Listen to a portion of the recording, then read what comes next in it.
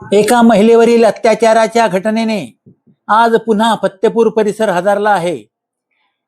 आपल्यावरील अत्याचाराची तक्रार पोलीस घेत नसल्याने या पीडितेने एक व्हिडिओ सोशल मीडियावरून प्रसारित केल्याने पोलिसांनी गुरुवारी याची दखल घेऊन संशयितांविरुद्ध गुन्हा दाखल केला आहे.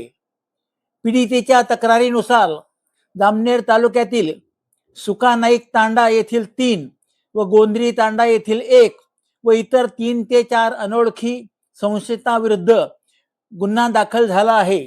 या घटनेने फत्तेपूर परिसरात मोठी खळबळ उडाली आहे. सुका नाईक तांडा येथील संशयिताच्या शेडमध्ये हा प्रकार घडल्याचे तक्रारीत म्हटले आहे. तक्रारीनुसार पीडितेला पोह्यांमधून गुंगीकारक औषध टाकून तिच्यावर अत्याचार करण्यात आला. 2025 मध्ये देखील या संशयितांनी तिच्यावर अत्याचार केला आणि व्हिडिओ व्हायरल करण्याची धमकी देऊन वारंवार अत्याचार केल्याचे तक्रारीत म्हटले आहे.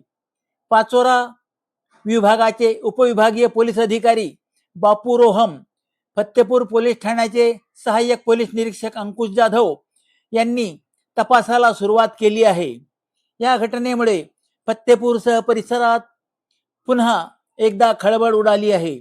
गेल्या महिन्यात याच फत्तेपूर पोलीस ठाण्यात सामूहिक बलात्काराची तक्रार दाखल झाली होती. या घटनेमुळे महिलांमध्ये असुरक्षिततेचे वातावरण निर्माण झाले आहे. पोलिसांनी तातडीने तपासाची सूत्रे हाती घेऊन संशयितांना ताब्यात घेतल्याने पोलिसांबद्दलचा विश्वास देखील वाढला आहे.